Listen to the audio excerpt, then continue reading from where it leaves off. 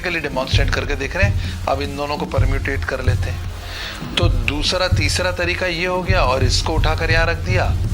तो चौथा, आप ऑनलाइन सेल करोगे तो आपको ये बताना पड़ेगा कि ये जो प्रोडक्ट है उसका कंट्री ऑफ ओरिजिन क्या है, इसका मतलब ये कहाँ बनाया गया है। सेक्शन 42 फॉरेन कंपनी को डिफाइन करता है। सिंपल सी डेफिनेशन बोले फॉरेन कंपनी दैट मींस वो कंपनी जो इंडियन कंपनी एक्ट में रजिस्टर्ड नहीं है। भाई Indian company other than Indian. प्रणाम और सुप्रभात बच्चों, उपस्थित हूँ आप सबके बीच में लेकर फिर से वही विषय वस्तु, वही दीवाना दिल, मस्ताने आप और परवाना हमारा सब्जेक्ट इंग्लिश। अब ये रेलेवेंट स्किल लगेगी आपको यहाँ पर। जनरलिस्ट हो तो आपके पास राइटिंग स्किल होनी चाहिए, जनरलिस्ट हो तो आपके पास कम्युनिकेशन स्किल होनी चाहिए, जनरलिस्ट हो तो आपके पास पीआर स्किल जब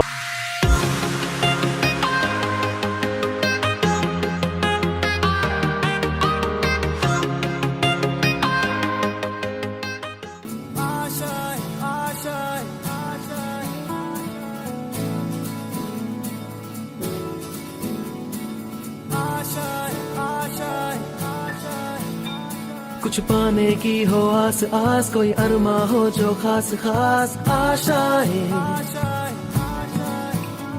हर कोशिश में हो बार बार करे दरियाओं को आर पार आशाएं, तूफानों को चीर के मंजिलों को छीन ले आशाएं, ले दिल की उम्मीदें हंसे दिल की, अब मुश्किल नहीं कुछ भी।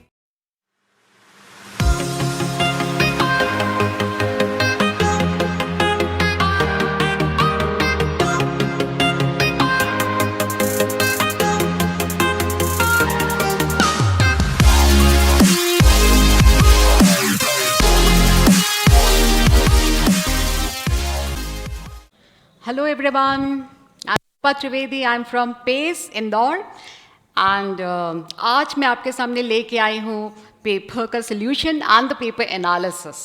तो सबसे पहले I would like to thank everyone who help me out to prepare the solutions. ऐसे तो यूट्यूब में बहुत सारे सोल्यूशन हैं, लेकिन ये तो वही वाले सोल्यूशंस थे ना जो पेपर की पिक्चर्स आ गई थी, पेपर आ गई। तो मैंने सोचा अगर डालनी है तो वाई नॉट एक्यूमुलेट 100 क्वेश्चंस उसके बाद में डालूं। तो here I am with you with all the 100 questions, लेकिन पहले से माफ़ी मांग लेती हूँ बिकॉज ये पूरा की पूरा मेमोरी बेस्ड है। पहले के 50 क्वेश्चंस ये वही वाले हैं जो पेपर सब जगह सर्कुलेट हो रहा था, लेकिन बाकी के 50 क्वेश्चंस जो है they are all memory based. जो पेस के स्टूडेंट्स ने मेरी बहुत बहुत मदद की, बहुत बहुत धन्यवाद उसके लिए बच्चों। और here we begin and yes, बहुत अच्छा पेपर हुआ है ना। आई केम टू नो, आप लोग ने बोला 25 मिनट्स में तो पूरा पेपर हो गया था, 45 मिनट्स में तो विथ रिकैप भी हो गया था, गोले वोले मार करके फिर भी टुक अ नैप, उसके बाद में उठे तो भी पेपर चल ही रहा था। मतलब it was the fabulous ending of CA foundation and सारे ही पेपर्स बहुत अच्छे आए थे ना, सारे पेपर्स बहुत अच्छे आए थे। एंड आई एम श्योर ये आपका कॉन्फिडेंस लेवल बहुत अच्छा था and we worked really hard. जो हमने मॉक टेस्ट पेपर्स लिए थे और जो हमने रिवीजन की सीरीज निकाली थी, that really help you out. तो चलिए आज हम स्टार्ट करते हैं विद द पेपर। मैंने चैप्टर वाइज उसको लेके अरेंज करके रखा हुआ है। मैं आपको बता दूं कि इको में जैसे कि 60 क्वेश्चंस, BCK में 40 questions, although the paper was all jumbled up है ना, लेकिन फिर भी आई कुड फाइंड आउट कि कहाँ से कितना आया था। तो आप देखोगे चैप्टर नंबर 1+2 उससे देखोगे तो 12 मार्क्स का आया था। बिजनेस साइकिल्स अगेन 12 मार्क्स का आया था। If you speak of market, तो मार्केट में से इस बार 15 क्वेश्चंस फंसे थे। This is all in line with what ICI says. ICI बोलता है ना कि फर्स्ट एंड सेकेंड चैप्टर को मिला के 9 to 12 मार्क्स का देगा, तो येस इट वॉज देयर। फिर बिजनेस साइकिल्स का भी इट डज से कि 12 मार्क्स का आएगा, इट वॉज देयर। मार्केट में बोलता है 15 to 18 क्वेश्चंस का, दे वे 15 क्वेश्चंस। एंड डिमांड में से वापस अराउंड 10 क्वेश्चंस पे थे। सप्लाई में से अनएक्सपेक्टेडली 4 क्वेश्चंस पे थे। कंज्यूमर बिहेवियर में से 2, प्रोडक्शन में से 2 एंड कॉस्ट में वापस से थे 2 क्वेश्चंस। तो ये था पेपर का analysis. The level was very simple except for 3-4 questions. शायद उसमें आपको सोचना पड़ा होगा, अदरवाइज तो क्वेश्चन पढ़ते पढ़ते पूरा क्वेश्चन ना भी हो तो आपको क्लिक कर जा रहा होगा कि दिस इज द आंसर। तो चलिए हम बिगिन करते हैं। तो क्वेश्चन नंबर 1, तो दिस इज द एक्सरसाइज जिससे आप जान पाओ कि आपने कहीं गलत किया है कि how much are you scoring. And जो May 23 वाले बच्चे हैं उनके पास में एक हैंडी सोल्यूशन हो जाएगा कि कौन कौन से क्वेश्चंस आए थे and what were the solutions while the revise, तो भी उनके पास में ये रहेगा। तो क्वेश्चन नंबर 1 से हम बिगिन करते हैं। इसमें पूछा है dash economic system is self regulating and run by invisible hands. देखो बेटा, सोशलिस्ट इकोनॉमी में क्या होता है, द गवर्नमेंट इज देयर और सारे डिसीजन जो लेता है वो गवर्नमेंट लेता है। लेकिन कैपिटलिस्ट इकोनॉमी में गवर्नमेंट इंटरवेंशन नहीं होता है, तो it's the private sector which is managing. तो देखा जाता है प्राइस मैकेनिज्म कैसे काम करता है, ओवरऑल डिमांड कैलकुलेट करता है, ओवरऑल सप्लाई कैलकुलेट किया जाता है, और जहाँ पे डिमांड और सप्लाई बराबर होता है, market demand and market supply, वहाँ पे प्राइसेस सेट होता है। तो यहाँ पे किसी के इंटरवेंशन के बिना ही एवरीथिंग इज हैपनिंग, उसलिए क्या बोलते हैं, इनविजिबल हैंड्स। तो this is the answer and that is capitalist. मैंने पहले से इसमें मार्क करके रख लिया है सो दैट जब आपके पास में सोल्यूशन आए तो you know what is that. तो ये क्या है, कैपिटलिस्टिक इकोनॉमी में होता है। मैं सबका एक्सप्लेनेशन आपके सामने देती चली जाऊंगी। फिर अगला वाला क्या है, the basic problem is scarcity gives rise to what. बेटा देखो, there are some fundamental some basic problems, जैसे एक होता था ना अनलिमिटेड वॉन्ट्स, हमारी जो मांगे रहती हैं वो तो हमेशा बहुत सारी मांगे रहती हैं, है ना। फिर होता था वी हैव स्कैर्स रिसोर्सेस, लेकिन रिसोर्सेज हमारे पास में कम है, all wants can not be satisfied. और फिर ये जो हमारे पास में रिसोर्सेज होते हैं they have alternative uses also. लेकिन सबसे क्रूशियल प्रॉब्लम जो अपन बोलते थे दैट इज व्हाट, स्कैर्सिटी। तो ये सेंट्रल इकोनॉमिक प्रॉब्लम्स में अपन पढ़ते थे। So the basic problem scarcity gives rise to what? Economic problems, right? Technological नहीं, social नहीं, cultural नहीं, this is what? A bigger aspect, कौन सा? Economic problems. हर country इन समस्याओं से जूझती है and the government or the private sector has to take care of it. Private sector मतलब by invisible hands. Now, moving on to question number 3. Which of the following is not a basic problem of an economy? तो basic problems ये थे ना, what to produce, how to produce, for whom to produce, और फिर what provision should be made for the future या अपना growth. So A वाला option देखिए, whether to produce more of consumer goods or capital goods. What is it talking about? Yes, this is talking about what to produce. ठीक है। दूसरा वाला देखिए, weather to ले emphasis on labour intensive technique की capital intensive technique. अरे भाई, ये होता था ना हाउ टू प्रोड्यूस।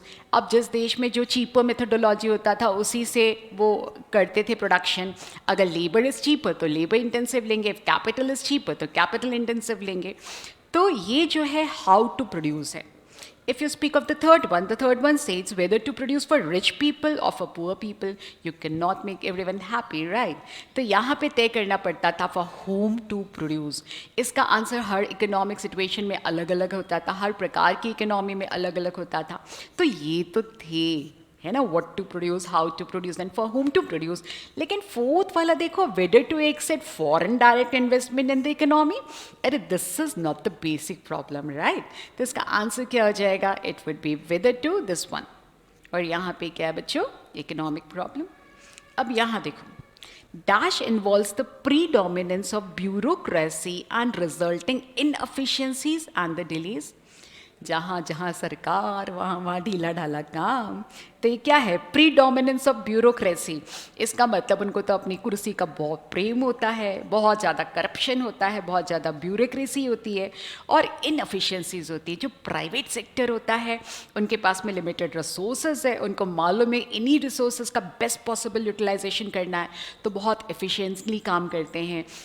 और जो एफिशिएंटली काम करता है, जो अच्छे से काम करता है, there is no limit to it, sky is the limit ना, जितना ग्रो करना चाहे उतना ग्रो कर सकता है।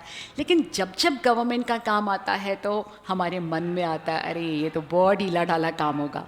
तो कहाँ पे होगा? That is to be in socialist economy, समाजवादी अर्थव्यवस्था में होगा। अब यहाँ देखो बेटा, तो अगला question, capitalist system offers incentives for what.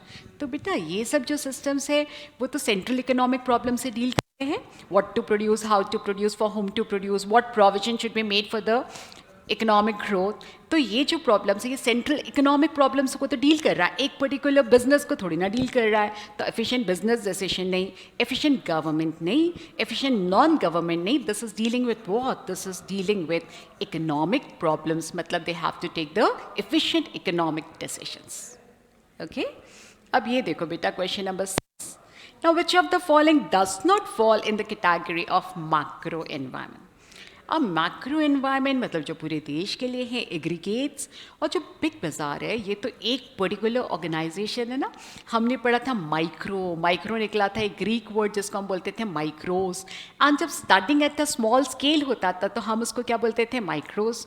और micros is the study of individual units, और इस इंडिविजुअल यूनिट्स में याद करो इसमें आता था the study of one individual, या फिर study of one particular firm, या फिर study of one particular industry. तो बिग बाजार क्या है, वन पर्टिकुलर फर्म, तो इसमें क्या होगा, that would be A part of micro. तो इसमें पूछा था इसमें से कौन सा मैक्रो का पार्ट नहीं है, तो बिग बाजार मैक्रो का पार्ट नहीं है। बताओ बताओ बिग बाजार किसका था, तो बिग बाजार था अपना किशोर बियानी का, and now this is sold off, and किसके पास में आ गया है, this has come down with Reliance Retail, Isha Ambani इसको हेड कर रही है। अब ये देखो बेटा, अब सोशलिस्ट इकोनॉमी, अब कैपिटलिस्ट को तो सबसे ज़्यादा प्रमोट किया था Adam Smith. If you speak of the socialist economy तो उसमें दो लोग थे, one was Karl Marx and the Frederick Engel, right. और उन्होंने फिर एक पब्लिकेशन दिया था द कम्युनिस्ट मैनिफेस्टो, और ये मैनिफेस्टो कब पब्लिश हुआ था, तो it was in the year 1848। अब बच्चों यहाँ पे देखो, study of GDP of Indian economy, अरे ये तो देश की समस्या है ना। This does not belong to one particular individual, neither this belongs to one particular firm, और ना ही एक पर्टिकुलर इंडस्ट्री का है, ये तो पूरी इकोनॉमी का है। तो जब हम लार्ज स्केल में पढ़ते हैं, जब हम एग्रीगेट्स का स्टडी करते हैं, तो इसको हम क्या बोलते हैं, दिस इज मैक्रो। तो study of GDP of Indian economy after covid is a subject matter of what, macro economics. तो अगर कोविड-19 के बाद में जीडी के बारे में डिस्कस करेंगे तो कोविड-19 में तो बहुत ख़राब हालत हो गई थी, -25.4% नेगेटिव ग्रोथ रेट हो गया था, लेकिन उसके बाद में वी रियली वर्कड हार्ड। उसके बाद हमारा पॉजिटिव ग्रोथ रेट आ चुका है, and will be happy to know कि हमारा जो ग्रोथ रेट है that is the fastest in the world. China जो हमें अच्छी टक्कर देता था वो तो बेचारा अपना कोविड समेटने में ही अभी बिजी है। तो moving on to the 9th question, India is of what type. अब देखो ना बेटा, 3 प्रकार की इकोनॉमीज होती है, that is capitalist economy, socialist economy, mixed economy. अब सोशलिस्ट इकोनॉमी में केवल गवर्नमेंट रहती है, कैपिटलिस्ट इकोनॉमी में तो गवर्नमेंट का इंटरवेंशन ही नहीं होता है, the means of production are owned by private sector. लेकिन हमारे देश में देखो प्राइवेट सेक्टर भी मौजूद है, and the government is also there. Government बहुत स्ट्रिक्ट पॉलिसीज बनाती है, एंड प्राइवेट सेक्टर है जो गवर्नमेंट के साथ में कंधे से कंधा मिला के हमारे देश को आगे बढ़ा रहा है। तो दिस टाइप ऑफ इकोनॉमी जहाँ पे गवर्नमेंट भी है, को existence of private and the public sectors, उसको अपन क्या बोलेंगे, इट्स अ मिक्स्ड इकोनॉमी। तो what is India, it's a mixed economy. Question number 10, देखो टोटल 12 क्वेश्चन आए थे। So which of the following is not the feature of socialist economy? अब देखो government है, गवर्नमेंट केवल वो बनाएगी जो देश के लिए ज़रूरत है, कंज्यूमर सोवरेनिटी वगैरह सब गायब। ये जो बना हुआ है उसमें से जो लेना है तो वो ले लो, है ना, पूरी प्लानिंग के साथ में चलती है। तो absence of consumer choice, yes. Capitalist economy में बोला जाता है ना, कंज्यूमर इज द किंग, और उसके इर्द गिर्द पूरी इकोनॉमी घूमती है। इसमें ऐसा कुछ नहीं होता है, वही चीज़ बनाई जाती है जो इम्पॉर्टेंट है। तो यहाँ पे there is no consumer choice as such. Central planning यहाँ पे होती है, सेंट्रलाइज प्लानिंग, उसके साथ में सब कुछ होता है। What to produce, how to produce, for whom to produce, जिसको ज़्यादा ज़रूरत होगी उसके लिए बनाया जाएगा। तो ये पूरा सेंट्रलाइज प्लानिंग से होता है। Relatively equal income distribution, capitalist economy में क्या होता है, तो 2 क्लासेस आ जाते थे ना, haves and have not, rich वे बिकमिंग रिचर, पुअर वे बिकमिंग इवन पुअरर। यहाँ पे ऐसा नहीं होता है, यहाँ पे गवर्नमेंट सकती है और गवर्नमेंट सबके लिए इक्वल अपॉर्चुनिटीज़ क्रिएट करती है, तो उसीलिए यहाँ पे रिलेटिवली इक्वल इनकम डिस्ट्रीब्यूशन मतलब इनइक्वालिटीज़ ऑफ इनकम नहीं पाया जाता। अब बात करें कंपटीशन, देखो ना अकेले गवर्नमेंट ही है, कंपटीशन के बारे में बात करोगे तो इसका मतलब हुआ कि 100 मीटर्स की रेस लग रही है और गवर्नमेंट अकेले दौड़ रही है, तो यहाँ पे कहाँ से कंपटीशन होगा? The government alone is working, all means of production are owned by the state. फिर क्या बेटा 11 देखो, कंज्यूमर सोवर्निटी। कंज्यूमर सोवर्निटी मतलब फ्रीडम ऑफ चॉइस, मतलब you are the most important thing, और जो आप चाहोगे वही होगा। ये तो केवल तब हो सकता है ना जब वो प्राइवेट इकोनॉमी हो, मतलब कैपिटलिस्ट इकोनॉमी हो। तो कंज्यूमर सोवर्निटी, उपभोक्ता की अधिसत्ता इसको बोलते हैं, फ्रीडम ऑफ चॉइस इसको बोलते हैं। That is very much a feature of what? Capitalist economy. अब बच्चों मिक्स्ड इकोनॉमी के बारे में बात करेंगे। मिक्स्ड इकोनॉमी मतलब क्या बोला हमने? द को existence of public and the private sectors, ठीक है। तो decision is taken by both what? A price mechanism, price mechanism मतलब प्राइवेट सेक्टर।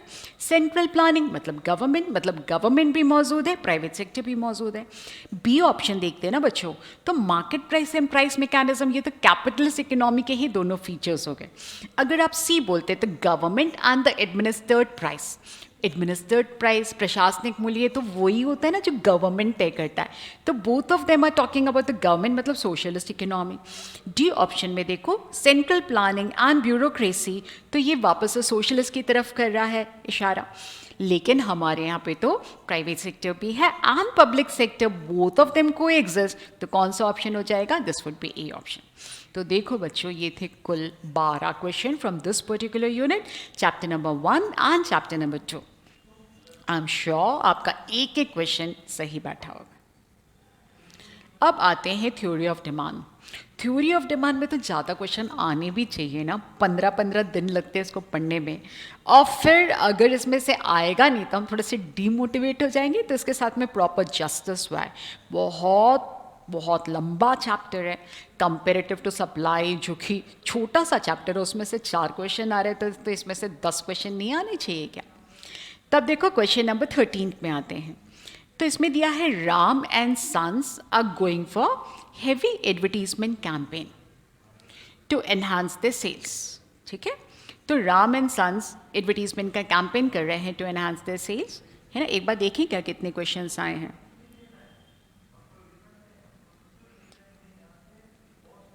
5 11 क्वेश्चन आए हैं, 11 क्वेश्चंस फ्रॉम दिस चैप्टर। तो इसमें बोला है Ram and sons are going for heavy advertisement campaign to enhance the sales. When analyzed, it was realized that the expenditure on advertisement by the company has gone up from 2 lakhs to 3 lakhs. पहले तो advertisement का question ही नहीं आता था, advertisement elasticity शायद नज़र लगी। हम क्लास में हमेशा बोलते थे ना, अरे एडवर्टीजमेंट से तो आते ही नहीं है। उनको इतना बुरा लगा कि जून अटेम्प्ट में 2 क्वेश्चन और वापस से देखो न्यूमेरिकल आया, तो किस में से आया? Advertisement elasticity. तो उन्होंने बोला एडवर्टीजमेंट का जो खर्चा है, एक्सपेंडिचर है, that has been increase from 2 lakhs to 3 lakhs and the sales of the product increase from 10 lakhs to 20 lakhs. अच्छा, data is all given in lakhs only, हाँ, लिखने का तरीका अलग है, don't get confused. So what is the advertisement elasticity of demand? अब बेटा यूं तो मैंने सिखाया था हमेशा आर्क से स्टार्ट करो, लेकिन ये क्वेश्चन मैंने देखा आर्क से तो कोई आंसर मैच ही नहीं कर रहा है। तो सेकंड स्टैंस में we used to take the proportionate method. अब वो प्रोपोर्शनेट मेथड का फॉर्मूला अपन लिख लेते हैं। एडवर्टीजमेंट इलास्टिसिटी को हमेशा हम डिनोट किससे करते थे? EA से। तो अगर आप EA करोगे तो इसका फॉर्मूला हो जाएगा क्या? Change in demand upon the change in advertisement expenditure, capital A मतलब expenditure, and into A original वाला अपॉन Q ओरिजिनल वाला, ठीक है। तो जब हम सॉल्व करेंगे तो इन्होंने क्या क्या बोला था कि जब उन्होंने खर्चा बढ़ाया 2 लाख से लेके 3 लाख, एडवर्टीजमेंट का एक्सपेंडिचर पहले 2 लाख था, अब कितना हो चुका है? 3 लाख। और जो इसकी जो सप्लाई है, मतलब जो लोग खरीद रहे हैं, that has increase from 10 lakhs, और 10 लाख से बढ़कर बचा कितना हो गया है? 20 lakhs। तो अगर आप इस पर्टिकुलर फॉर्मूले में डालोगे तो delta Q it comes down to be 10 अगर डेल्टा ए निकालोगे तो 1 आ रहा है, original advertisement expenditure is of 2 lakhs और ओरिजिनल ये कितना है, दैट इज 10। तो इसको सॉल्व करोगे तो क्लियर कितना आ रहा है, 2। तो आंसर है क्या, यस। तो what is the right answer, तो दैट इज आंसर इज 2। ठीक है बच्चा, ये जो मैं आपको सॉल्व करवा रही हूँ ना, इसका जो पूरा के पूरा पेपर है मैं डिस्क्रिप्शन बॉक्स में डलवा दूंगी, इसकी लिंक डलवा दूंगी। तो जब भी आपको उसमें से रिट्रीव करना है यू मे रिट्रीव। अब क्वेश्चन नंबर 14 देखो बेटा, जब मैंने एनालाइज किया ना तो बहुत सारे क्वेश्चंस आई कुड सी कि ये तो मॉड्यूल के पीछे के क्वेश्चन कंटिन्यूटी में, जैसे अगर 20th क्वेश्चन है तो 21st क्वेश्चन भी है। एंड व्हाट ये जैसे आपको ये मटन चिकन और ये आपको ये हॉट डॉग का क्वेश्चन इसमें आया था, ये तो आपके उसमें से है ना मॉडल टेस्ट पेपर्स जो मैंने आपको हमारे स्कैनर में दिए थे, जो सीपीटी के ज़माने में मिलते थे, और मैंने चैप्टर वाइज उसको सेग्रीगेट करके रखा था, ये उसी में से है सारे क्वेश्चंस। और मेरे एक्स्ट्रा असाइनमेंट में भी इस प्रकार के क्वेश्चंस आपको मिले थे। मुझे बहुत अच्छे से याद है कि these with the questions word by word जो हमने उसमें दिया हुआ है किताब में। Now moving on to question number 14, हाँ ये वाला डिफरेंट था, राम एंड सन्स नहीं था। So if the quantity demanded of mutton increases by 5% and the price of chicken increases by 20%, the cross price elasticity हमेशा related goods के बीच में होता है ना, between mutton and chicken। तो ये तो पूरा परसेंटेज में दिया है, तो will go with the percentage method. अगर आप परसेंटेज मेथड का यूज़ करोगे तो क्रॉस इलास्टिसिटी का फॉर्मूला ये होता है ना, EC is equal to percentage change in the demand of X, और अपॉन में क्या बोलेंगे, this is the percentage change in the price of Y। Okay, अब ऊपर देखो डिमांड आएगा, तो डिमांड किसकी बताई है, मटन के, कितना 5%, और प्राइस किसकी बताई है, चिकन की, दैट इज 20%। तो कितना हो जाएगा 5/20, 5/20 करोगे तो कितना होगा 1/4, और 1/4 करोगे तो 0.25। ठीक है, अब आंसर देखो बेटा, इसमें 0.25 तो है, प्लस में भी है माइनस में भी है। तो जब होता है डायरेक्ट रिलेशन, मतलब प्लस का साइन आएगा, वैसे भी सब्स्टिट्यूट्स की क्रॉस इलास्टिसिटी हमेशा पॉजिटिव होती है ना, फिर भी इजियर वे आउट इज, देखो इसमें भी इंक्रीजेस लिखा है, इसमें भी इंक्रीजेस लिखा है, this implies that there is a direct relation, and whenever there is a direct relation तो आंसर तो आपको पॉजिटिव में ही आता है। Okay, now question number 15 is again a numerical. अरे वाह, सारी प्रकार के उन्होंने न्यूमेरिकल दे दिए, प्राइस इलास्टिसिटी भी पूछ लिया, इनकम भी पूछ लिया, क्रॉस भी, एडवर्टीजमेंट, किसी के भी साथ में ना इंसाफे नहीं हो रहे। Now question number 15, the households income increases by 20% in a year, consequently the demand of TV sets rises by how much, it rises by 30%. So what is the income elasticity of demand? ऐसे level के sums दिए थे जो orally हो जाते हैं, orally. Okay, इसको अपन solve करते हैं। तो क्या हो जाएगा, हमको निकालना है इनकम इलास्टिसिटी, जिसको हम EY से डिनोट करेंगे, और ये क्या आ जाएगा, percentage change in the demand, और अपॉन में क्या आ जाएगा, percentage change in the income. अब इनकम का percentage change how much is that is 20%, और डिमांड में कितना चेंज आया है 30%। तो 30/20 अगर करोगे तो आपका आंसर कितना आ जाएगा 1.5। और देखो बच्चों 1.5 का आंसर है तो है, इसका आंसर 0.25 प्लस में इसका आंसर क्या है 1.5। अब 16th में एक फॉर्मूला दिया, क्या दिया है, lower segment of demand curve divided by the upper segment of demand curve, और पूछा कि ये किसका फॉर्मूला है, कौन सी इलास्टिसिटी ऑफ डिमांड का फॉर्मूला है। तो बेटा प्राइस इलास्टिसिटी जब निकालते थे तो वी हैड वेरियस मेथड्स, जैसे परसेंटेज मेथड होता था, प्रोपोर्शनेट भी होता था, है ना, फिर हम आर्क मेथड लेते थे, और जो चौथा मेथड था that was point elasticity method, जिसको हम ज्योमेट्रिक मेथड बोलते थे। याद करो पॉइंट इलास्टिसिटी कब लगाओगे, तो पॉइंट इलास्टिसिटी तब लगाते हैं when there is a very small change in price, इसको ज्योमेट्रिक मेथड बोलते हैं। और मैंने बोला था ना ये फॉर्मूला ज्योमेट्री से ही निकला है, सिमिलर ट्रायंगल से निकला है। तो ये जो है ये किसका है, ये पॉइंट इलास्टिसिटी मेथड का है और ये फॉर्मूला होता था elasticity at one particular point.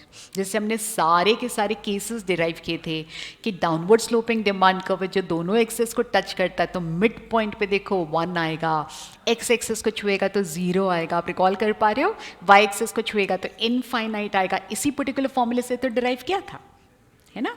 तो ये किसका आंसर है? तो ये है पॉइंट इलास्टिसिटी का आंसर।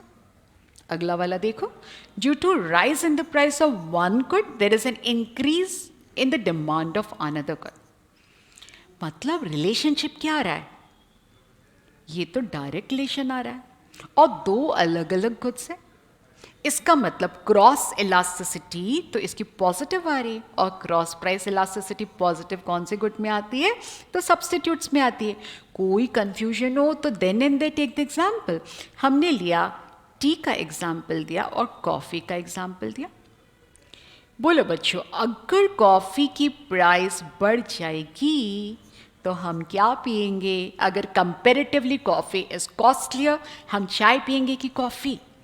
तो जो चाय पी रहा होगा वो तो चाय पिएगा और स्वाद लेके पिएगा, लेकिन जो लोग कॉफ़ी पिया करते थे वो एक शिफ्ट मारेंगे। और किस पे शिफ्ट मारेंगे? टी पे। और टी की जो डिमांड होगी वो एकदम से बढ़ जाएगी। तो जब जब डायरेक्ट रिलेशन होता है, क्रॉस प्राइस इलास्टिसिटी पॉजिटिव आती है और वो किसके केस में होता है? That is true in the case of substitute goods.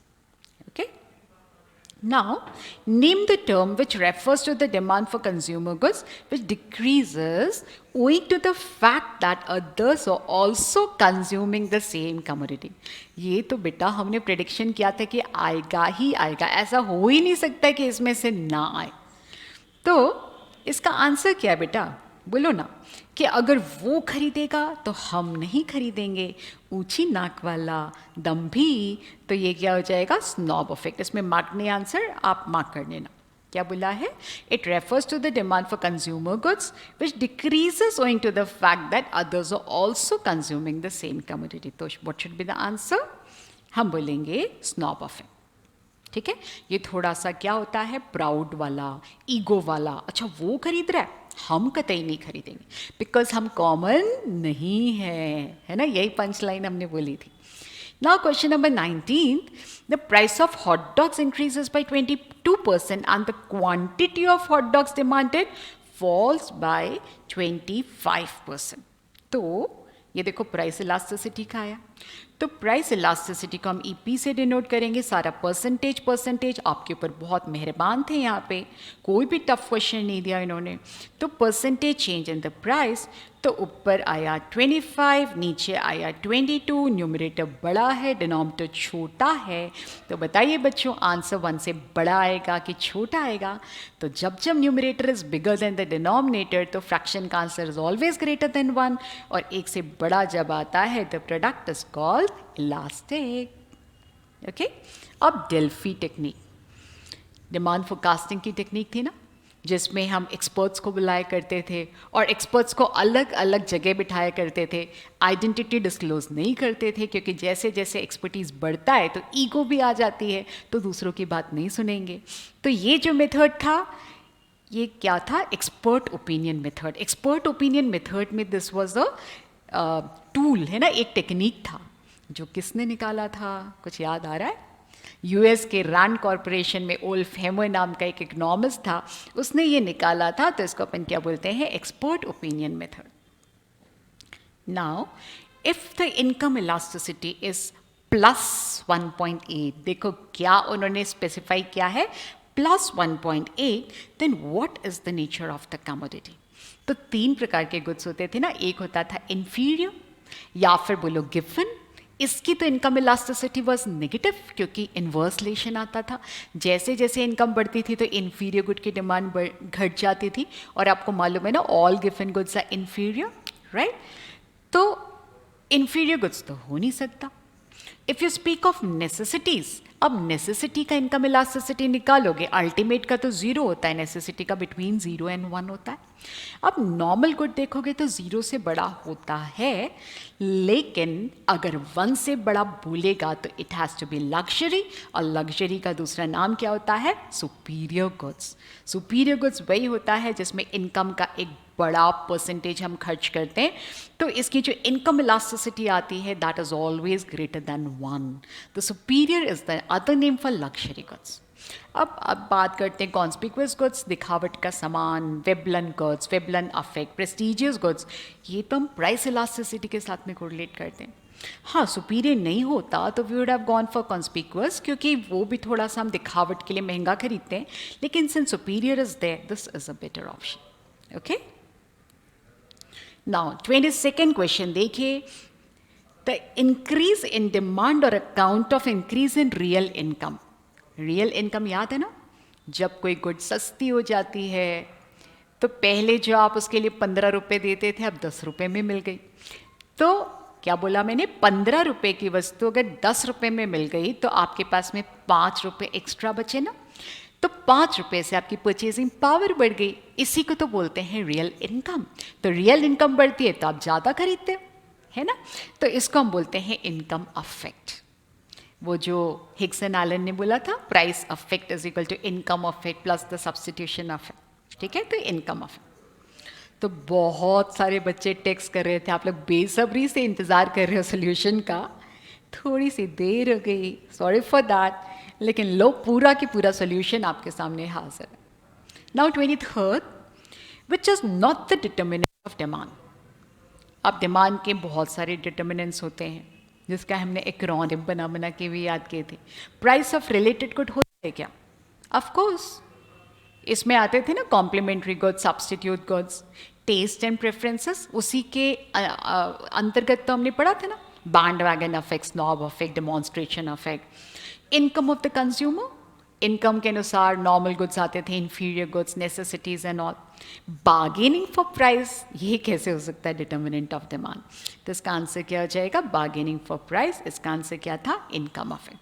तो ये थे 11 questions from the chapter demand. 12 questions chapter 1+2, demand में से आए थे 11 क्वेश्चन।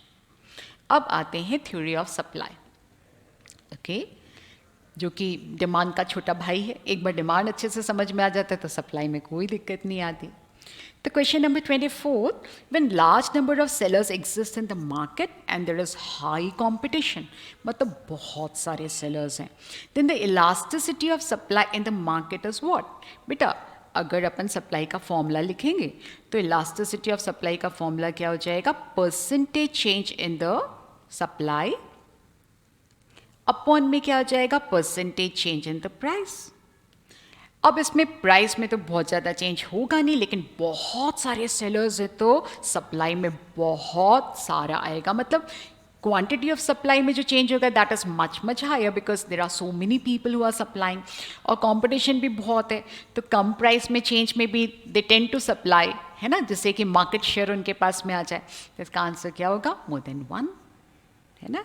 जब नंबर ऑफ सप्लाईज ज़्यादा होते हैं तो that is elastic.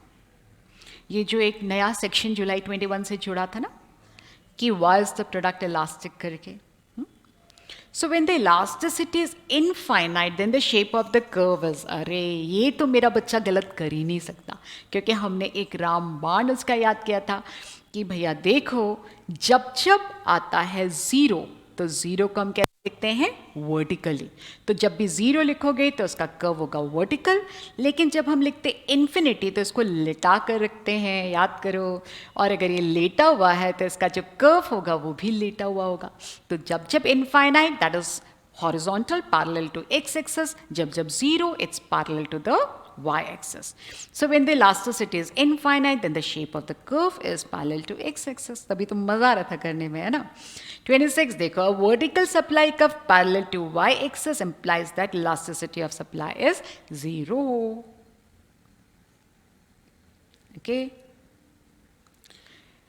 What is meant by producer surplus? ये नया क्वेश्चन, नया सेक्शन, यहाँ पे आप इस रख लो। आपको याद है बेटा, हम प्रोड्यूसर सरप्लस वगैरह निकाला करते थे है ना? तो it was somewhat like this, it was somewhat like this. मैं ऐसे फ्री हैंड बना लेती हूँ. चलो देखो, अगर आप एक्सेस को लेके ड्रॉ करोगे, let me see if I find something. Ruler is there, okay. और क्या है? Let me see over here. Shapes are there, okay. तो हम शेप्स का प्रयोग करते हैं. देखो, ये हमने बनाया, बराबर बच्चों. तो ये हो गया अपना एक्स एक्सेस, ये हो गया अपना वाई एक्सेस. जब प्राइस डिटर्मिनेशन हमने पढ़ा था सप्लाई में, तो ये होता था आपका डिमांड कर्व, जिसको हम डीडी के नाम से बोलेंगे. और ये आया आपका सप्लाई कर्व. ठीक है, हमने क्या बोला? एसएस के नाम से बोला, बराबर बच्चों. अपना this is the equilibrium price. What is this? This is the equilibrium price. ठीक है, तो ये वाला जो एरिया होता था, कौन सा वाला बच्चों? ये वाला. इसको हम क्या बोलते थे? This was the producer surplus. इसको हम क्या बोलेंगे? This is the producer surplus. अब ये जो सप्लाई कर्व का पोर्शन दिख रहा है ना, कौन सा वाला पोर्शन? तो इसमें दिस इज द प्राइस. देखो, what is this? This is the prevalent price. Okay. और हमारा भोला भाला सप्लायर वो कौन सी कीमत में बेचना चाह रहा है? ये वाला. मतलब वो सोच रहा था इतनी कीमत में बेचूंगा, और मिल गया उसको ज़्यादा, है ना? तो ये जो शेडेड एरिया है, इसको हम क्या बोलेंगे? That becomes the producer surplus. Surplus मतलब समथिंग एक्स्ट्रा. सोचा था कम में बेचेंगे, मिल गया ज़्यादा. So when the producer is able to sell at a price higher than that at which he was willing to sell. मैंने मॉक टेस्ट में जो लिया था ना, आपकी जो टेस्ट सीरीज, 7 टेस्ट सीरीज आपको याद है? कैसे नॉन स्टॉप हमने 7 टेस्ट सीरीज ली थी. मतलब पर डे 4 पेपर्स, मतलब 28 पेपर्स. उसके अलावा लॉ में तो 10 हुआ था. नॉट टू फॉरगेट, इको में हमने 9 किया था. तो लिख लिख के एंड फिर इतने सारे ऑब्जेक्टिव के क्वेश्चंस कर करके तो आपको तो ये सब याद हो ही गया था. तो प्रोड्यूसर सरप्लस जितने में बेचना चाहता था उससे ज़्यादा में बिक गया, राइट? तो ये थे सप्लाई के 4 क्वेश्चंस. अब आते हैं कंज्यूमर बिहेवियर. कंज्यूमर बिहेवियर में कम आया, only 2 questions came down. So when marginal utility is 0, ये तो उनका फेवरेट क्वेश्चन है. जब भी एमयू 0 होगा तो टीयू क्या होगा? तो टीयू हो जाएगा मैक्सिमम. आपको सारे शेप्स याद है? अगर आप मुझसे बनवाना चाहते हो तो हम 2 कर्व्स को लेके ड्रॉ करेंगे. देखो बच्चों, इस प्रकार से लेके हमने 2 कोऑर्डिनेट एक्सेस को लेके ड्रॉ किया. अब जो टीयू का कर्व होता था वो यहाँ से ओरिजिन से स्टार्ट होता था. पहले वो डिमिनिशिंग रेट से बढ़ता था और उसके बाद में मैक्सिमम के नीचे गिरता था. और जिस बिंदु पे बच्चों वो मैक्सिमम होता था उसको ड्रॉप डाउन करो, क्योंकि जब टीयू होगा मैक्सिमम उस वक्त हमारा जो एमयू होता है वो क्या होता है बच्चा पार्टी? उस समय होता है 0. ये डाउनवर्ड स्लोपिंग कर्व आया. तो ये किसका कर्व आया? एमयू का. ये किसका कर्व आया? टीयू का. तो जब जब एमयू 0 रहेगा तो अपना टीयू क्या रहेगा? Maximum. Okay. So an indifference curve slopes down towards right since more of one commodity and less of another results in. अरे इंडिफरेंस कर्व होता है क्या है? उसकी डेफिनेशन ही होती है ना, एक ऐसा curve every point on the curve gives the same level of satisfaction. वो हमेशा 2 कमोडिटीज का कॉम्बिनेशन बताता है. तो इंडिफरेंस का मतलब ही होता है नो डिफरेंस. और एक रैशनल इंसान के लिए नो डिफरेंस तब ना आएगा when it's giving the same level of satisfaction. अब आते हैं production chapter. And production chapter में we have 2 questions with us. So the marginal product of a variable input is described as MP. MP मतलब additional. अब production chapter में याद करो, एक होता था शॉर्ट रन, दूसरा होता था लॉन्ग रन. शॉर्ट रन में होता था ना कि some inputs are variable and some are fixed. लेकिन फिर हमारे पास में एक्सेस तो दो ही थे ना, हमारे पास में एक्सेस तो दो ही थे। अब एक y एक्सेस तो आउटपुट घेर के बैठ गया, बोले तो मेरा है। अब इनपुट के लिए तो बचा एक ही एक्सेस, तो इसलिए हम at a time only one variable input रखते थे जो कि लेबर था, क्योंकि दैट वाज द चीपेस्ट। अब जब एक एक्स्ट्रा लेबर आता था तो टीपी में जो चेंज आता था उसको ना बोला करते थे एमपी। तो देखो इसका आंसर क्या है, the additional output, C वाला देखो, the additional output resulting from 1 unit increase in the variable input. एक एक्स्ट्रा यूनिट ऑफ लेबर आने से जो एक्स्ट्रा प्रोडक्शन हुआ that is marginal, marginal is always the change. ठीक है, अब बेटा ए ऑप्शन में बोला था both variable and fix input, तो फिक्स इनपुट मतलब होता क्या, फिक्स इनपुट मतलब होता है ना which can not be changed. अब बी वाला देखो, the additional output resulting from 1 unit increase in fix input, बकवास, fix input can not change. D वाला क्या था, the additional output resulting from all units increase in the variable inputs, बेटा ये तो लॉन्ग रन में होगा ना, क्योंकि लॉन्ग रन में ऑल इनपुट्स बिकम वेरिएबल, तो फिर इसका तो एक ही आंसर हो सकता था एंड दैट इज व्हाट सी। अब एक नई वेराइटी का क्वेश्चन आया था, never came before, change of scale occurs in. तो बच्चों जब हम प्रोडक्शन करते थे शॉर्ट रन में, जब हम टीपी के एकदम टॉप मोस्ट पॉइंट पे पहुंचते थे, टीपी का कर्व याद है, टीपी का कर्व हम ऐसे ड्रॉ करते थे, देखो।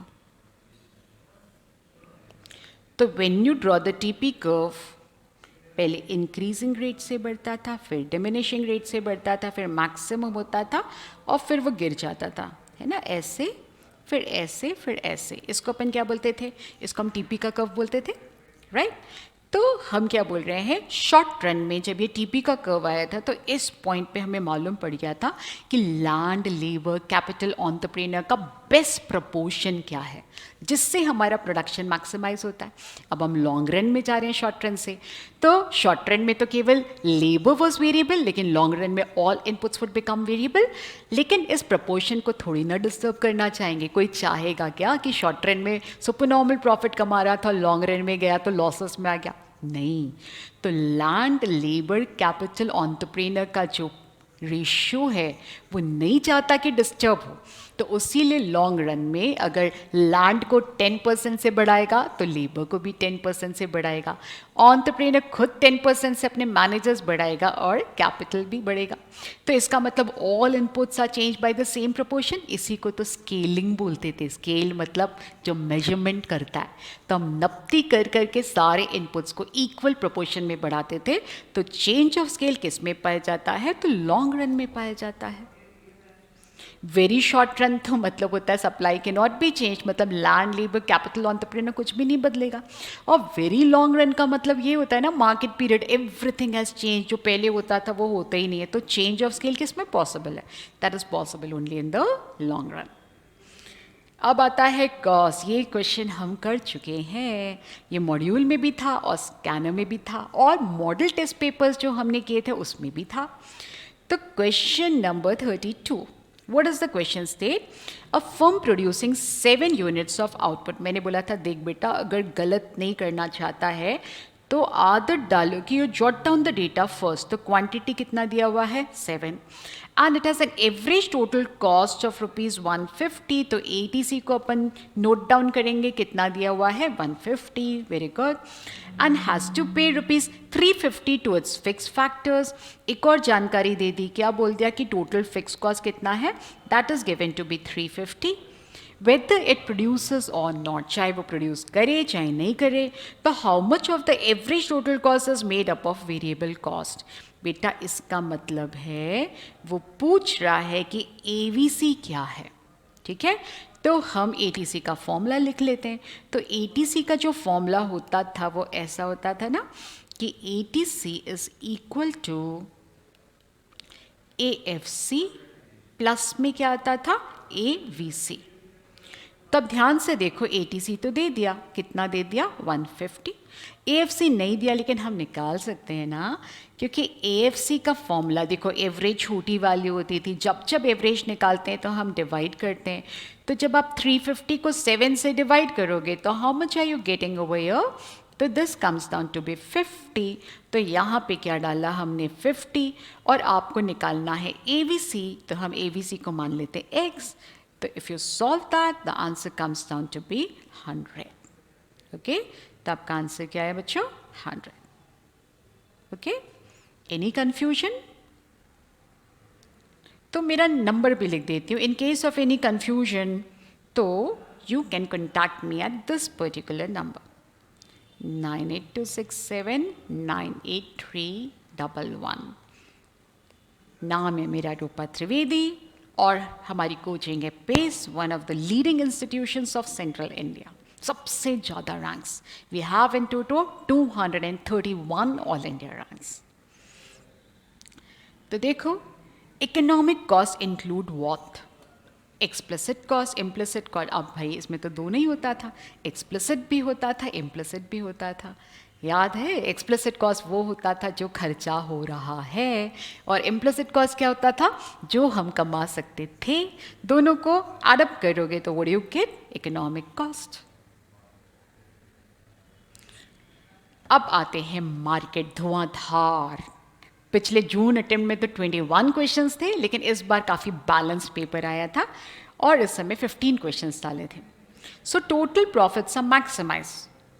अरे इसका आंसर क्या होगा? सुपर नॉर्मल प्रॉफिट की कंडीशन जानते हो कि नहीं जानते हो? तो सुपर नॉर्मल प्रॉफिट की कंडीशन ये होती थी ना, TR is greater than TC. क्या बोलते थे? TR is greater than TC. This is super normal profit. Abnormal profit और उससे ज़्यादा क्या होगा? TR इक्वल टू TC तो नॉर्मल प्रॉफिट होता है. TR TC को सब पैरेलल मायने नहीं रखता यहाँ पे. TC एक्सीड्स TR, तो फिर what is the right answer? That is TR exceeds TC. बेटा TC का जो शेप होता है वो तो इन्वर्टेड S होता है, और TR जो होता है that is a straight line. तो हाउ कम पैरेलल यहाँ पे माने? अब आता है क्वेश्चन नंबर 35. तो इसका करेक्ट आंसर क्या हुआ? TR exceeds TC. Now which of the following statements is correct? तो सबको पढ़ना पड़ेगा हमें.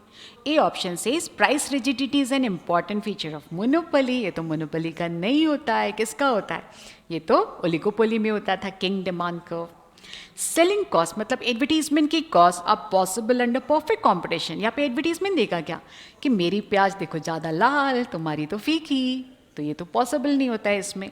सी वाला देखो, under perfect competition factors of production do not move freely as there are legal restrictions. नहीं बेटा, इसमें तो कोई लॉजिस्टिक्स कॉस्ट नहीं होती है, यहाँ पे तो आराम से मूव कर सकते हैं. डी वाला, an industry consist of many firms. Absolutely right है ना, ग्रुप ऑफ फर्म्स को हम बोलते हैं industry. Now kink demand curve. Kink demand curve बहुत आता है एग्जाम में.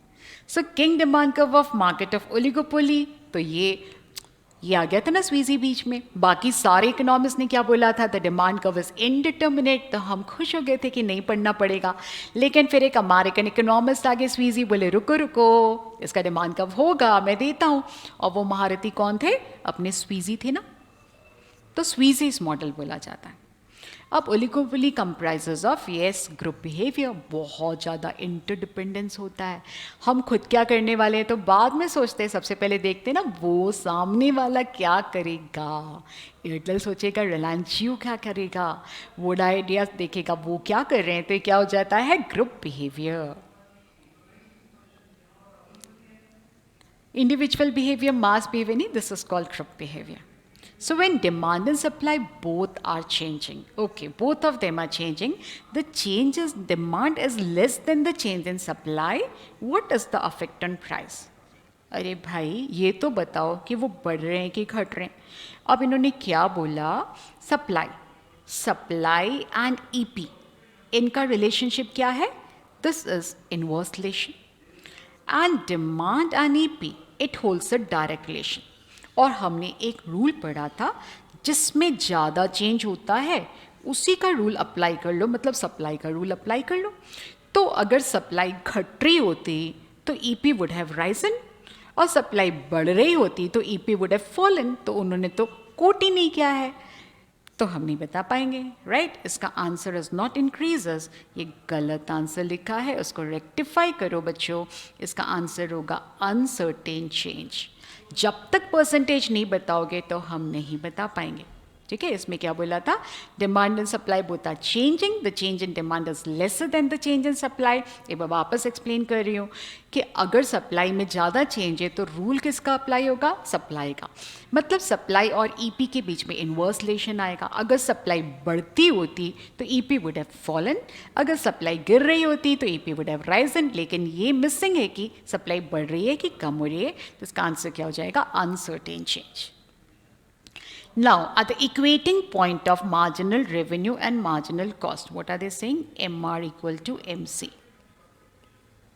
ठीक है, the firm earns maximum profit, minimum profit, maximum loss, minimum loss. ऐसे बेटा MR equal to MC को तो दो नाम से पुकारते हैं, profit maximization point and the loss minimization point. लेकिन ये ऑप्शन तो नहीं दिया, दोनों में से एक ही चुनना है, तो will go with this maximum profit. Her firm इसी पॉइंट पे बनाती है, जब जब प्रोडक्शन का डिसीजन होता है तो दिस इज द पॉइंट जहाँ पे फर्म बनाना स्टार्ट करती है। Okay, now which of the following is not a characteristic of price taker. Price taker बोले तो perfect competition, because industry is the price maker, firm is the price taker. T R equal to P into Q, ये तो सारे market forms के लिए true है।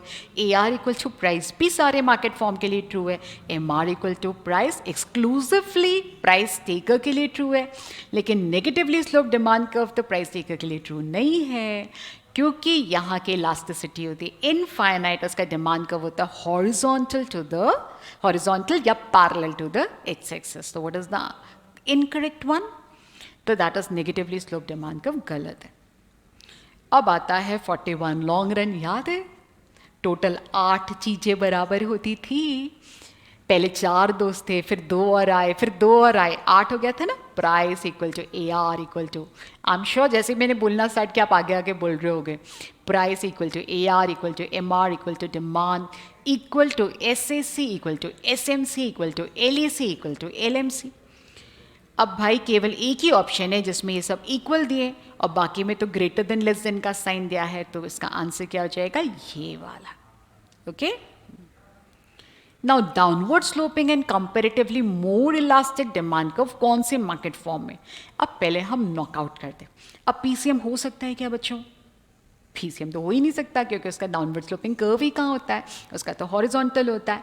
इसी प्रकार से ड्यूपॉली में तो केवल 2 सेलर्स है, इसमें भी नहीं होता है। मोनोपोली में डाउनवर्ड स्लोपिंग होता है। डाउनवर्ड स्लोपिंग किस किस में होता है, एक मोनोपोली में होता है और एक मोनोपोलिस्टिक कंपटीशन मार्केट में होता है। लेकिन ज़्यादा इलास्टिक बोलोगे, क्या बोला है, कंपैरेटिवली मोर इलास्टिक बोला है, तो वो होता है मोनोपोलिस्टिक कंपटीशन, क्योंकि सारी मार्केट फॉर्म में सबसे कम इलास्टिसिटी किस में होती है, monopoly, this is the most inelastic. तो डाउनवर्ड स्लोपिंग में we had only B and C, तो ज़्यादा इलास्टिक बोलेगा तो क्या बोलेंगे, it has to be monopolistic competition. अब है आइडेंटिफाई द करेक्ट स्टेटमेंट, ठीक है। तो commodities offered for sale under a perfect combination will be heterogeneous, तो गलत है ना, होमोजीनियस गुड्स होते हैं। पीसीएम के कैरेक्टरिस्टिक्स याद करो, गुड्स हमेशा आइडेंटिकल होते हैं, प्राइसेस यूनिफॉर्म होती है। बी वाला बोला था under monopoly there is no difference between firm and industry, ये तो करेक्ट था ना, क्योंकि एक ही फर्म है, एक ही इंडस्ट्री है। और मोनोपोलिस्ट में restrict output and raise the price, हाँ, क्योंकि वही प्राइस डिसाइड करता है, वही आउटपुट डिसाइड करता है। Product differentiation is peculiar to monopolistic competition, हाँ, मोनोपोलिस्टिक कॉम्पिटिशन में क्या क्या आता था, शैम्पू, सोप्स, शर्ट्स, तो हर कोई बोलता था ना माई प्रोडक्ट इज डिफरेंट, तो ये मोनोपोलिस्टिक कॉम्पिटिशन में होता है। तो what is the right answer, that is your A option. Now, which of the following is not a characteristic of perfect competition? Large number of firms होते हैं क्या, तो हाँ, large number of buyers, large number of sellers, perfect mobility of factors, यहाँ पे logistics की कोई cost नहीं होती है, freedom of entry and exit होता है लेकिन एडवर्टीजमेंट नहीं होता है। अब 45 में in stage 1 TR is increasing at a decreasing rate. अब बेटा जैसे TUMU का कर्व होता है ना, वैसे ही रहता है। याद करो मैंने बोला था कभी भी पूछेगा TR में ऐसा क्यों, तो हमें क्या बोलना है, किसके ऊपर ढोलना है, MR के ऊपर ढोलना है। तो whatever is happening that is just because of MR। तो अगर आप TR का कर्व ड्रॉ करोगे मोनोपोली मोनोपोलिस्टिक, तो ये ऐसा आएगा, अब बेटा अगर आप यहाँ पे ड्रॉ करते हो उसके नीचे MR का कर्व, तो इनका जो MR होता था वो डाउनवर्ड स्लोपिंग होता था ना, ठीक है। अब यहाँ पे हमें मार्क करना पड़ेगा, कौन सा वाला पॉइंट मार्क कर ले, ये वाला पॉइंट, ठीक है। जब ये मैक्सिमम होगा ना बच्चों, तो MR क्या होता है, वो 0 होता है, ठीक है। और MR का जो शेप होता है वो डाउनवर्ड स्लोपिंग होता है। जब MR 0 होता है तो this is your TR is maximum. तो देखो शुरू में जो TR है वो डिमिनिशिंग रेट से बढ़ रहा है। आपको याद है ना बच्चों, जब भी ऐसा शेप होता है डिमिनिशिंग रेट, तो डिमिनिशिंग रेट से क्यों बढ़ रहा है, क्योंकि MR खुद डिमिनिश हो रहा है। तो what is the answer then, that is A answer, ठीक है। अब वो ओलिगोपोली की प्राइसेस के बारे में बात करें कि वो अपने प्रॉफिट को कैसे मैक्सिमाइज करेगा, वो कंपेयर करें। बताओ ओलिगोपोली की प्राइसेस PCM से ज़्यादा होगी कि कम। अभी PCM में इन नंबर ऑफ लोग होते हैं, industry is the price maker, एकदम रॉक बॉटम प्राइसेस करते हैं, तो सबसे कम प्राइसेस तो PCM में ही होती है। अब ओलिगोपोली की कीमतें मोनोपोली के मुकाबले ज़्यादा होगी कि कम। अब मोनोपोली में एक ही व्यक्ति है, ठीक है, पूरे मार्केट में डोमिनेंस है उसका, काफ़ी कंट्रोल है प्राइसेस के ऊपर, considerable control over the price. और यहाँ पे ओलिगोपोली देखो, ओलिगोपोली में there are many sellers, right. तो फिर थोड़ा सा तो देखना पड़ेगा ना कि वो किस कीमत में बेच रहा है। तो जब ज़्यादा सेलर्स होते तो उतना ज़्यादा आप अपनी कीमतों को नहीं बढ़ा सकते, तो ओलिगोपोली की कीमतें हमेशा मोनोपोली से कम होगी, PCM से ज़्यादा होगी। तो व्हाट इज़ द आंसर, ये वाला देखो, less than the price charge by monopoly and more than the price charge by the competitive market. अब time element who give that, Alfred Marshall. इन्होंने 4 प्रकार के मार्केट्स डिफाइन किए थे, very short run market, short run, long run, very long run, ऐसे define किए थे ना। Now the elasticity of upper part of the kinked demand curve, तो kink demand curve if drawn, अगर आप किंग डिमांड कर्व को लेके draw करते हो, ठीक है, तो एक पोर्शन में किंग आता था, है ना, इस पोर्शन में किंग आता था, और उसका जो कर्व होता था it was somewhat like this. देखो ये ऐसा और इधर आता था ऐसा, ठीक है, इस प्रकार से कर्व होता था। तो यहाँ पे है किंग, तो किंग के ऊपर का पोर्शन ज़्यादा झुका हुआ है ना, the flatter the curve, the more elastic it is. The elasticity of upper part of the king demand curve is always more than 1, क्योंकि वो elastic है। अब हम चल रहे हैं इकोनॉमिक्स का आखिरी chapter, and that is business cycle, और भर कर इसमें से क्वेश्चंस दिया था। तो क्वेश्चन नंबर 49 देखो, विच of the following is not an example of cyclical businesses. तो साइक्लिकल का मतलब होता था जिसके ऊपर अपने जो इंडियन इकोनॉमी है या जो कंट्री की इकोनॉमी है उसमें एक्सपांशन हो रहा है कि कंट्रैक्शन हो रहा है, उसका बहुत ज़्यादा फर्क पड़ेगा। The businesses which are vulnerable to the business cycles, उसको अपन साइक्लिकल बिजनेसेस बोलते थे। तो फैशन रिटेलर्स तो है, एक्सपांशन होगा तो तेज़ी से ग्रो करेंगे, कंट्रैक्शन में डाउनफॉल भी उतनी तेज़ी से होगा। सिमिलरली पैसा होगा तो हाउस बनाया जाएगा, रेस्टोरेंट्स भी तभी चलेंगे ना जब जेब में 4 पैसे होंगे। जब सब कुछ ख़त्म हो जाएगा तो फिर ये सब थोड़ी ना ऐशो आराम करेंगे। लेकिन वॉशिंग पाउडर वो तो चाहिए ही चाहिए ना, it's a type of necessity. तो ये थोड़ी ना डिपेंड करेगा कि बिजनेस एक्सपांशन होगा तो हम वॉशिंग पाउडर खरीदेंगे, नहीं तो वैसे ही गंदे पड़े रहेंगे, कपड़े ही नहीं धोएंगे। Okay, question number 50, recent example of the business cycle, the housing bubble burst. सारे केसेस यूएस से स्टार्ट हुए थे, the global economic slow down in US, तो वहाँ पे हाउसिंग बबल बर्स्ट आया था क्योंकि सप्लाई ओवर सप्लाई हो गई थी, डिमांड तो उतनी आई नहीं थी, तो housing bubble got burst. When did that happen? 2007। हो रहा है correct?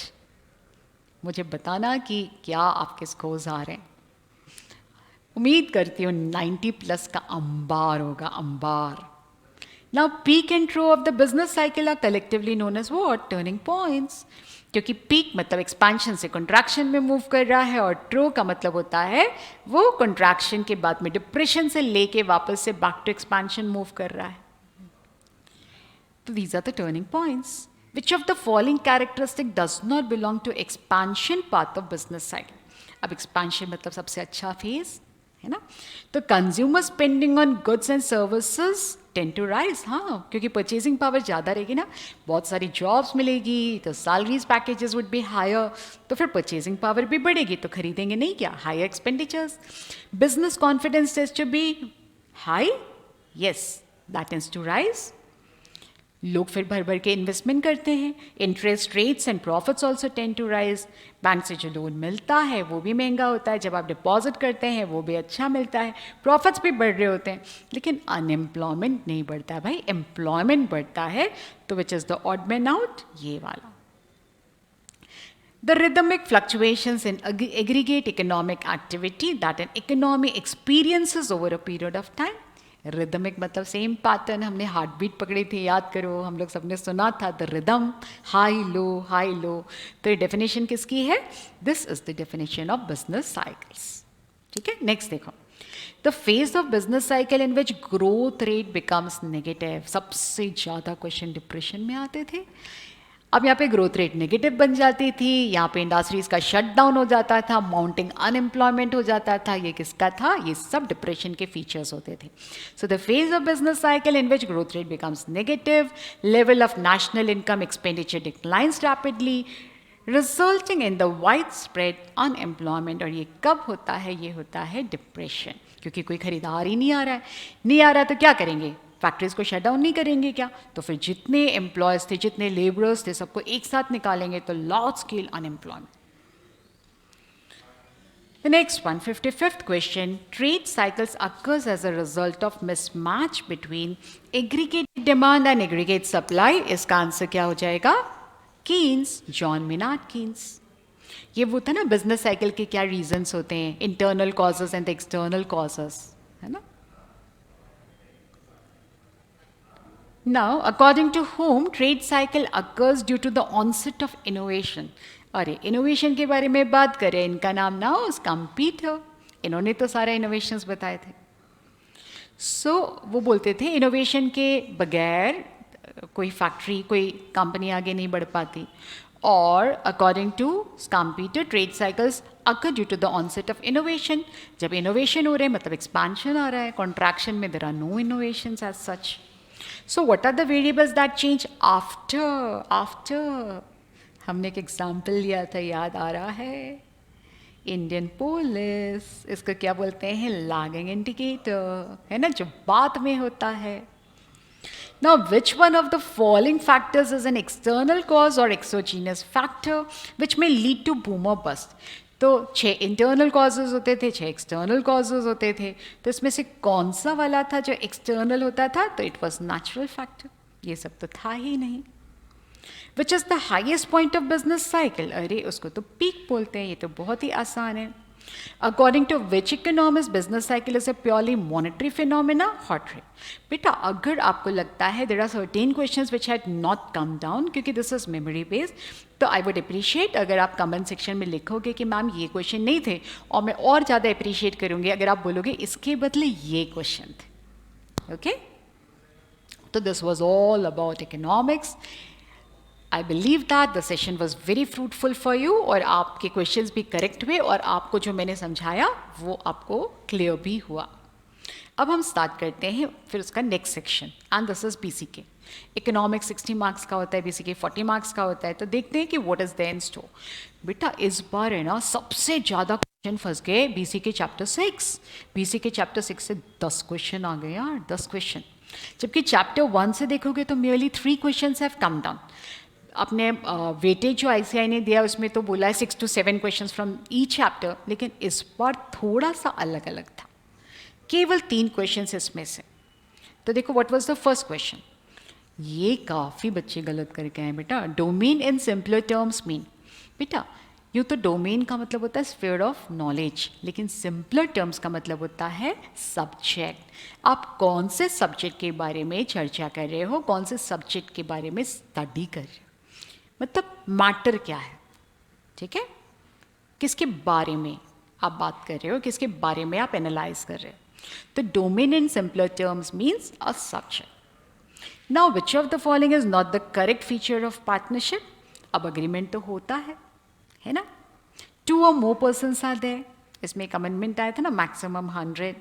Profit sharing, 2 or more persons come together और वो अग्रीमेंट करते हैं for the purpose of profit sharing. लेकिन working together, this is not the correct feature of partnership. कोई passive partner भी हो सकता है ना. Now, the Companies Act also provides for the incorporation of such a company that may be created for a future project or to hold an asset or intellectual property right. और ये कौन सा वाला होता है? ये डोमेन कंपनी होता है, जिसमें अभी हाल फिलहाल में करंट में तो देयर आर नो ट्रांजैक्शंस, लेकिन भविष्य में तो होंगे, इसलिए इसका फॉर्मेशन करके रखा हुआ. ठीक है. अब आता है बिजनेस एनवायरनमेंट. बिजनेस एनवायरनमेंट से हम चेक करते हैं तो कितने क्वेश्चंस आए. यहाँ पे आए 5-6 क्वेश्चंस आए हैं बिजनेस एनवायरनमेंट. ठीक है, reasonably good. So in pastel analysis, P stands for what? तो एक एक्रोनिम होता था ना मैक्रो एनवायरमेंटल फैक्टर्स के लिए. तो यहाँ पे जो पी होता था दैट वाज पॉलिटिकल. ई याद है? इकोनॉमिक, इसका मतलब था सोशियो कल्चरल. टी बोलो बोलो क्या था? तो हाँ, टेक्नोलॉजिकल. एल था अपना लीगल. और ई जो लास्ट में आया था एनवायरमेंटल. पहले तो केवल ये पेस्ट होता था, तो this stands for political. Now business and technology, हाँ ये इंटर रिलेटेड है, इंटरडिपेंडेंट है. The better the technology the more the business is going to grow, है ना. तो दीज आर इंटर रिलेटेड. जितना बिजनेस ग्रो करेगा उतना टेक्नोलॉजी प्रमोट होगा. तो इंटर रिलेटेड भी है, इंटरडिपेंडेंट भी है. ठीक है. Emergence of strong new competitors in the industry. बेटा जब जब कॉम्पिटिटर के बारे में बात करोगे तो देखो, इसमें अपन ने पढ़ा था ना, एस मतलब स्ट्रेंथ, डब्ल्यू मतलब वीकनेस, स्वॉट एनालिसिस, ये सब इंटरनल एनवायरनमेंट का पार्ट होता था ना. और जो अपॉर्चुनिटी और थ्रेट होता था वो एक्सटर्नल. तो अगर कॉम्पिटिटर आ रहा है बाहर से तो this can not be a part of internal environment. तो ये क्या है? It's a threat. और फिर ये अपॉर्चुनिटी तो हो नहीं रही है कि आपकी बैंड बजाने के लिए वो आ रहा है, तो this becomes a threat. Which of the following is not a correct statement? अपने को गलत दिखना है ना. Make in India campaign is an example of political legal environment. हाँ, यही वाले एग्जाम्पल्स तो मॉड्यूल में लिखे हुए हैं.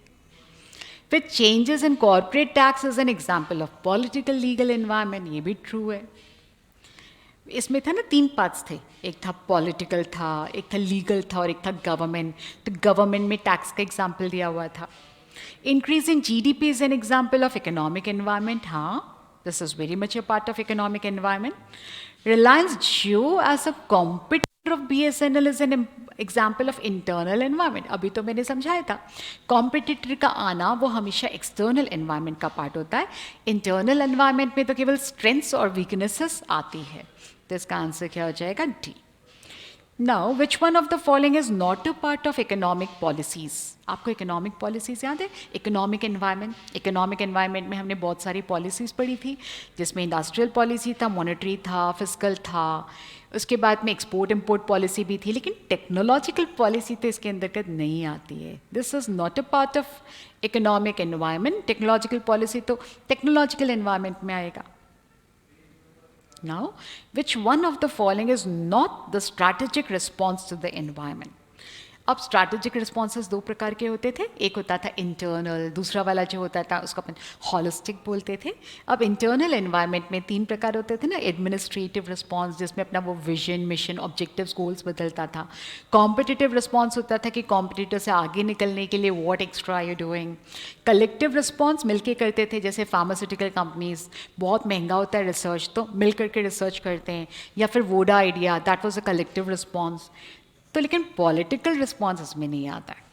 हॉलिस्टिक के अंदर में भी नहीं आता था. उसमें लीस्ट रेजिस्टेंस आता था, उसमें डायनामिक आता था, प्रोसीड विद कॉशन आता था. पॉलिटिकल रिस्पॉन्सेज नो सच थे. अब चैप्टर 3 बच्चा छोड़ के जाना चाहते थे ना. और लास्ट वाला जो हमारा रिविजन सेशन था, जिसमें मैंने बोला था देखो क्या क्या आता है और मुझे दुआएं दोगे. दुआएं दी ना आपने, क्योंकि बहुत सारे क्वेश्चन इसमें फंसे थे.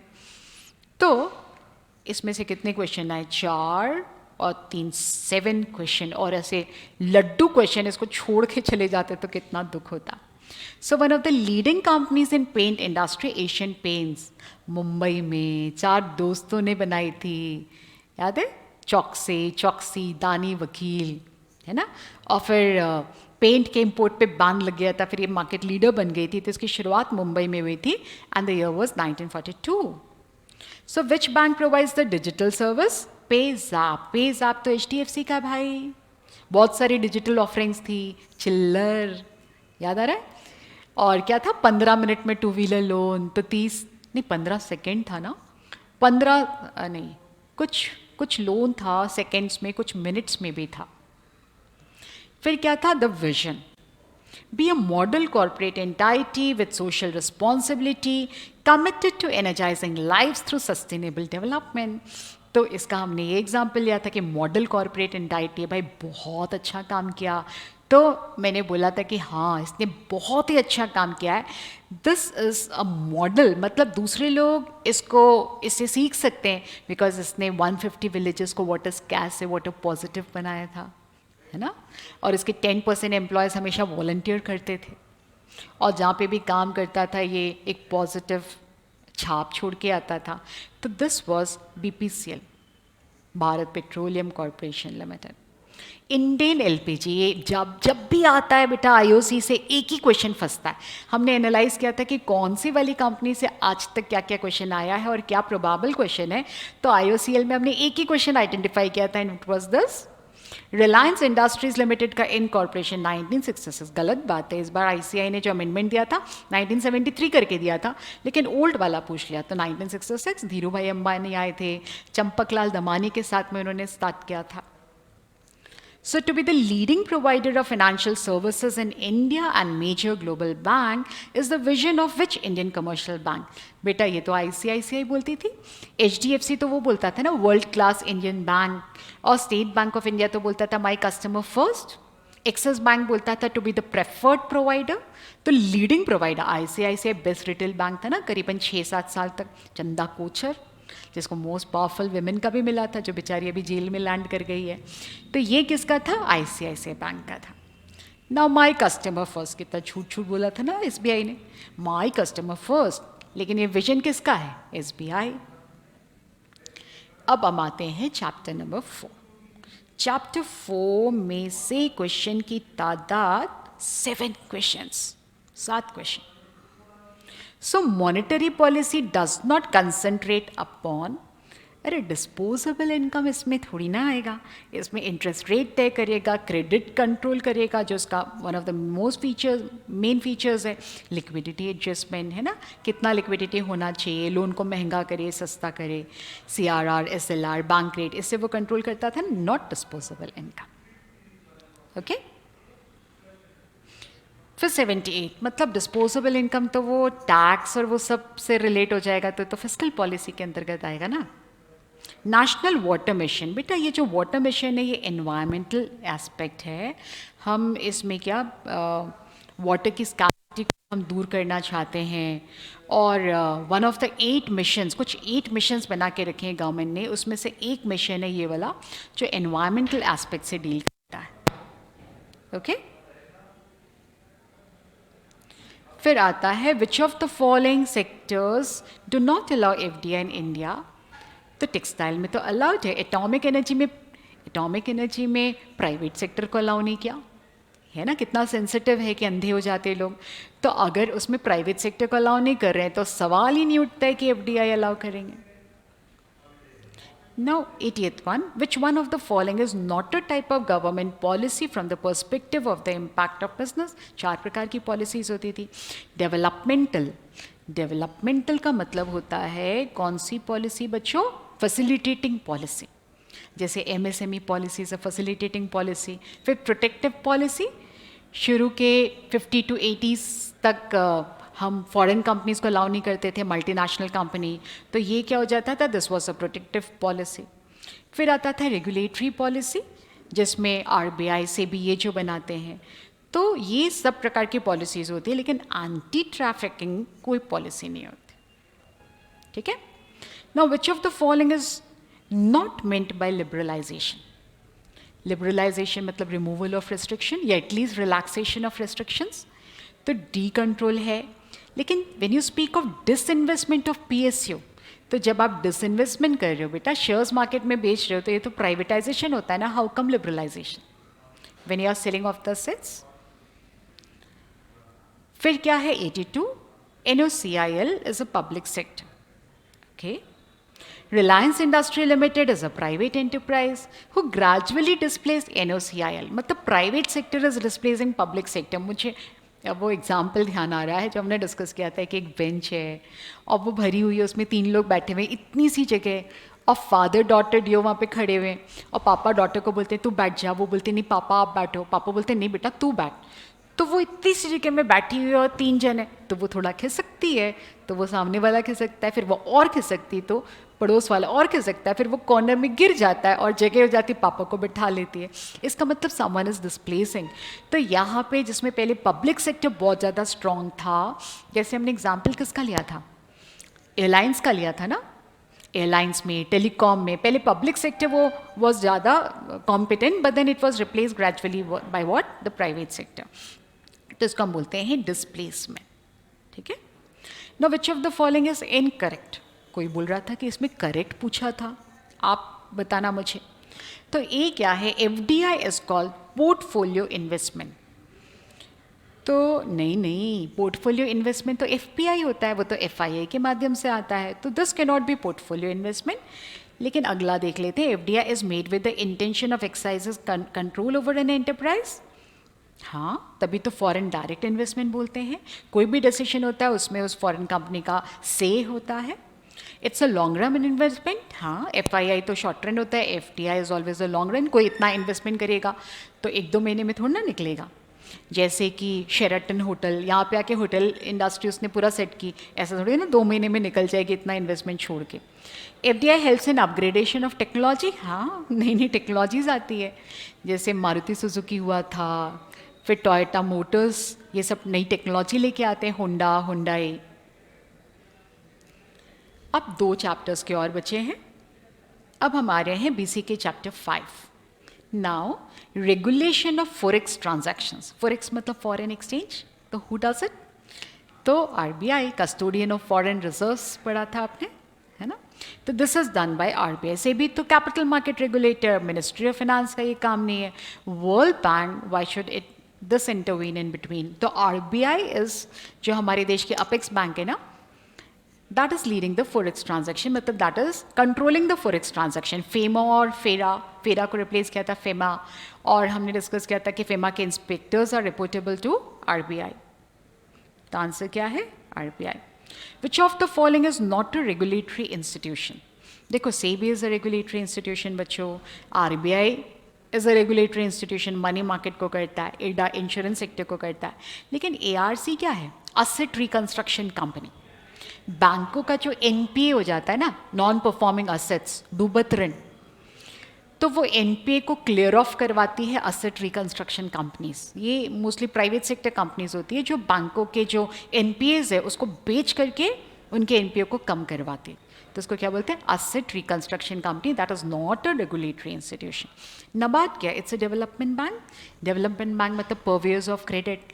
डेवलपमेंट बैंक और कमर्शियल बैंक का डिफरेंस होता था ना, जो लोन नहीं लेती है ना, सॉरी, जो डिपॉजिट्स नहीं लेती है, जो केवल लोन देती है, उसको अपन क्या बोलते हैं, these are development banks. Okay. So incorporation year of IRDAI, तो दैट इज व्हाट, तो दैट इज 1999. इसका एक्ट बन गया था 1999. हाँ, उसने काम करना चालू किया था 2000, लेकिन इनकॉर्पोरेशन तो कब हो गया था, 1999 में ही हो गया था. ओके. फिर SEBI is the apex authority for the setting of the rules of capital market. Yes, पूरा शेयर और स्टॉक मार्केट किसके कंट्रोल में आता है, SEBI के कंट्रोल में आता है. Which among the following protects the rights of insurance policy holders? IRDAI का पूरा नाम याद है ना, Insurance Regulatory Authority of Insurance Regulatory and Development Authority of India. तो इसके ऑब्जेक्टिव होते थे ना, to protect the interests of policy holders, offer to regulate and develop the insurance sector. तो इसका आंसर क्या है बच्चों, IRDAI. इसका आंसर क्या है, capital market, 1999. Although bold में तो लिखा ही हुआ है. Which one of the following is not related to funds transfer in banks. बेटा यूँ तो देखो चैप्टर 5 में हमने ये सब पढ़ा था, RTGS NEFT, लेकिन ये चैप्टर 6 के मॉड्यूल के पीछे दिया हुआ था, क्योंकि वहाँ पे भी तो हमने बैंकिंग टर्मिनोलॉजीज पढ़ी थी. तो RTGS, real time gross settlement, NEFT, national electronic fund transfer, जो हमने RBI में नहीं पढ़ा था कि RBI as a business facilitator क्या काम करता है, तो ये फोर्थ काम था ना कि पेमेंट मैकेनिज्म को पूरा वो हैंडल करता था।